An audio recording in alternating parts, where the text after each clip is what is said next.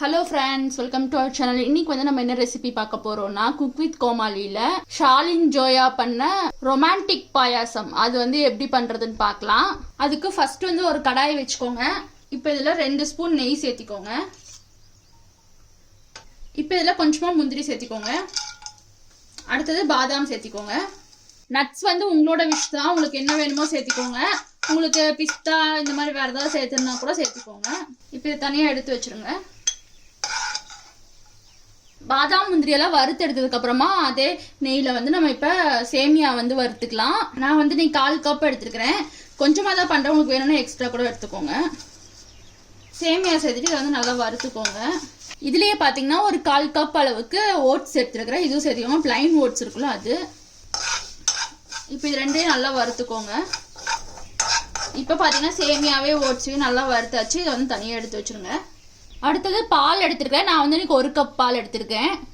இப்போ பார்த்தீங்கன்னா பால் வந்து நல்லா காஞ்சிருச்சு. அடுத்ததுல ஒரு 1/4 கப் அளவுக்கு சுகர் சேர்த்திக்கிறேன். இது இல்லாமல் நான் கண்டென்ஸ் மில்க் வர சேர்த்த போறேன். அதனால சுகர் வந்து 1/4 கப் சேர்த்துறேன். உங்ககிட்ட கண்டென்ஸ் மில்க் இல்லை, அதாவது மில்க் மேட் இருக்கலாம், அது இல்லை அப்படின்னா சுகரை வந்து இன்னும் கொஞ்சம் ஜாஸ்தியாக சேர்த்திக்கோங்க. இப்போ இந்த சக்கரை நல்லா கரையட்டும். சக்கரை பார்த்தீங்கன்னா நல்லா கரைஞ்சிருச்சு. அதுக்கப்புறமா நம்ம வறுத்து வச்சிருக்கிற ஓட்ஸையும் சேமியாவையும் இதில் சேர்த்திடலாம். அடுத்தது பார்த்தீங்கன்னா நம்ம வந்து கண்டென்ஸ் மில்க் சேர்த்திடலாம். அது வந்து 1/4 கப்லையும் பாதி எடுத்துக்கோங்க. அடுத்தது பார்த்தீங்கன்னா ரோஸ் சிரப் வந்து சேர்த்திடலாம். இது வந்து ஒரு 2 ஸ்பூன் அளவுக்கு எடுத்துக்கோங்க. அது வந்து உங்களுக்கு 1/4 கப்ல பாதி வரும். இப்போ இதை நல்லா கலந்து விட்டுருங்க. அடுத்தது வந்து நம்ம வறுத்து வச்சிருக்கிற நட்ஸ்லாம் சேர்த்திடலாம்.